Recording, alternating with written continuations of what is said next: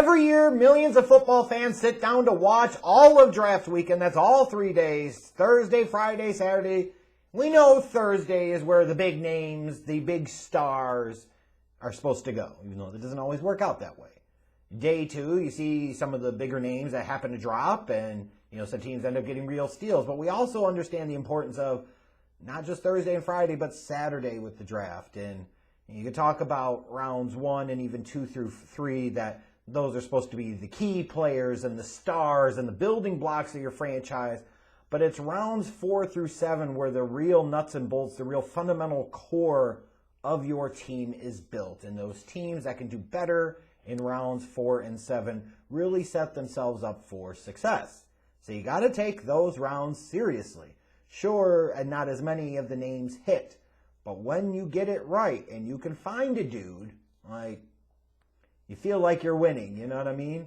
And even when you look at the Bears' recent history in the draft, the day 3 history is not bad.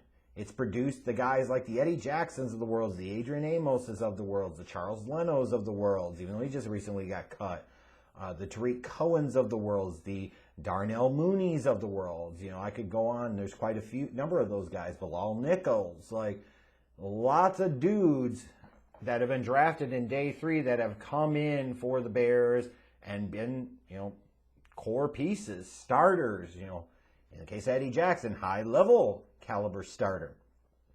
So day 3 of the draft is certainly important. And you like to have some swings at the plate. You either focus on, I think, a couple of things. One, on those very raw, but high athlete, high upside type of guys, and you're just gambling on the athleticism and hoping that you could coach them up and make them into players. In other cases, you're looking at guys that have been productive college players, but you're saying, hey, they might like 1 or lack 2 of the key physical traits that would have made them a day 1 or day 2 selection, but you think that they could still play. You can maybe coach up to get improvement in some of those deficiencies or find ways to scheme and coach for them to mask some of those deficiencies.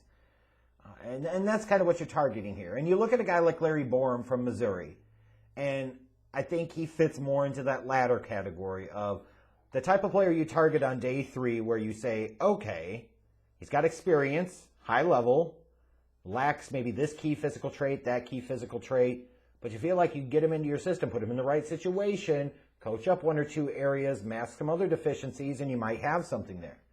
And I don't fundamentally disagree with that assessment if that's what the Chicago Bears scouting department and general manager Ryan Pace came up with as they were evaluating Larry Borom. What I like about him on film, first and foremost, is his strength to engulf and maul defenders in run blocking. Now, he wasn't as nearly overpowering on a consistent basis as, let's say, second-round pick Tevin Jenkins was. If you're trying to look and say, what makes Tevin Jenkins so much better than the Larry Borom, you just look at the dominance in terms of their physicality and their strength and their ability to maul and engulf. You saw that consistently from Tevin Jenkins. You did not from Larry Borom, but you see the flashes of it. You see the potential for it. You see the ability to do it. You also see some feeling for being able to get to the second level in the running game downhill. It showed some nice feel there. Also flashes some instincts, to recognize his proper assignments versus the blitz. Especially when you talk about playing outside at right tackle. Sometimes your original assignment is not your assignment. You've got to be able to adjust and recognize, hey, do I need to get this blitzer off of the edge, or is the back going to do it, or is the guard going to swing back and get him? Am I going to have to adjust, or do I stay here, or do I go inside? I saw some nice instincts. Again, maybe not like Tevin Jenkins level instincts, but I saw some instincts there. He can also hold firm and redirect against some edge rushers. There were times I saw in his 2020 tape that he was able to hold up against edge rushers. He was really hard to move back, which is something that some of these guys can really struggle with, especially blocking on an island on the outside. And I think I also like, too, that he's got positional versatility because he's got experience playing both at guard and tackle. And you think about it from an NFL team standpoint, you draft this guy, you could maybe try to start him off with the right tackle in mind initially, but you also have that versatility of saying, hey, it wouldn't be as much of a leap or as much of a transition to try and play him inside as guard.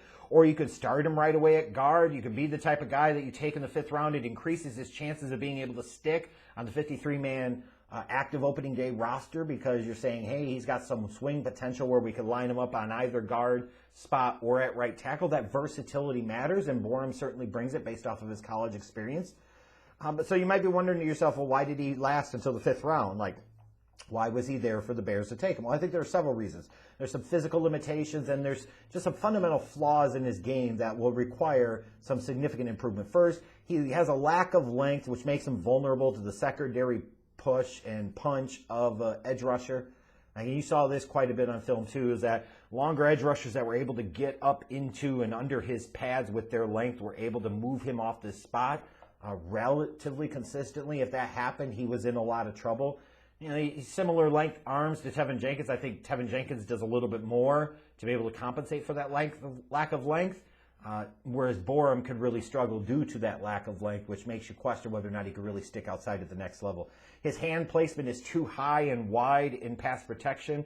Like, you want to see a guy with a punch, like, it's one thing to have him about shoulder width apart, but you want to be able to see him drive up and in to the rusher, up and into the defender, and he has this tendency to get really wide and almost go on the outside, which is going to lead to problems with holding penalties, which leads to problems with him maintaining his leverage and staying on balance, which means with his lack of length, now he's got to play even longer, which is length that he doesn't have, makes him, again, more susceptible, so some of those longer arm defensive linemen are going to give him some fits.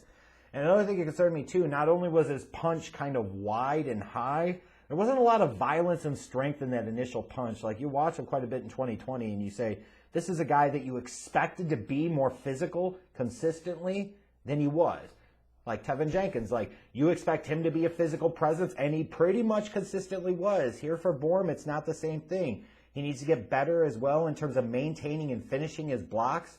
Like, when he's in pass protection, a lot of his pass sets, as he's doing his lateral movement, he's trying to set that pocket. You could see where his feet start to move after a while, which could get him into some trouble. You just even say in the running game, like, there were times I was left wondering, like, what was he doing on that play? I want to see him go downfield and attack and stick a hat on somebody, and he didn't always do that. He's also got shaky footwork, which I think really leads to some of the problems he has with anchoring in his pass protection sets, leads to poor knee bend and leverage, which leads to him getting thrown around a little bit, get off the center of gravity, get off balance. And he's kind of slow at times to get into pulls and traps. He struggles when he's redirected as well. Like, if he's working down the line and, there's a little bit of penetration, like, he really struggles to kind of, like, get his momentum back and get into position. So you worry about just how effective he would be if you had to leverage him a lot on movement and you had to leverage him a lot to get out and lead on pulls, traps, sweeps, etc. Like, maybe he's more strictly of a physical mauling type of phone booth blocker, where if you keep his scope narrow, he could be good. When you start to widen his scope too much, that's where you could start to run into some of those problems. When I look at him overall, when I look at Borom, I think he lacks the ideal length, but more importantly, footwork to stick outside at right tackle. Like, 33-inch arms in and of themselves shouldn't automatically preclude you from playing outside. I think Joe Thomas had 33-inch arms. Like, plenty of other guys lack the ideal length. And sometimes it's not just about the sheer measurement of the length, it's how long or strong you play. And I would say the bigger concern to me with Borom is that he lacks the length play, easy for me to say, or the play strength at times on a consistent basis I would really like to see from him. He would really require a lot of improvements in the basics and fundamentals in order to stick outside at right tackle. His punch and hand placement have got to get more consistent, better in their location, more violent, stronger. His knee bend and leverage has got to improve as well. I think, though, he could carry some starter-level potential if you flip him inside. Like, now you're talking about taking a kid like Borom in the 5th round. It's okay if he doesn't stick at tackle.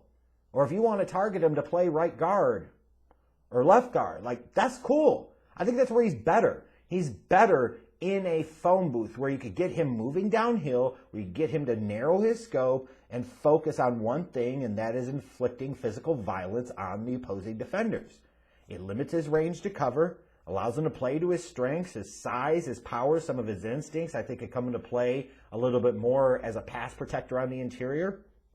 Like, that's where I think his future is. If you're talking about where's his best chance to stick in the league, I do not think it's at tackle. I think it's at right guard. He may be able to play right tackle long term, but it is going to take quite a bit of work. And I think it's a much tougher and harder and more fantasy world projection to think that he could stick outside. I think he's better suited to play inside. That's just my opinion. When I look at his overall draft grade, where the Bears got him is about where I have him. He was a 5th-round talent. He lacked a couple of key physical skills. He lacked some of the things that I saw, let's say, from a Tevin Jenkins on film. While he's got some versatility to play in a pinch outside of tackle, I think he's more restricted to being a guard. Like here, though, in the 5th round, you could still get starting quality guards in the league, and I think Borom could be a starting quality right guard in the league in time. Does it necessarily come as a rookie? Maybe, maybe not. But you're talking about year 2, year 3, I think there is that potential there. So while I wouldn't call Larry Borom the best pick that the Bears made on day 3, nor do I think he represented the best value on day 3, it's certainly a pick that I like because this is a guy that has some starting potential in the NFL on that offensive line, which is critical. Like, these are the types of guys that you think about building around a young quarterback. These are the types of guys that you want to take chances on. These are the types of guys that if they connect, they help out your young quarterback. So I appreciate the philosophy and the approach, and where they got him felt about right. So it was a solid choice, even though I do think there were at least a couple of others that were actually better on day 3.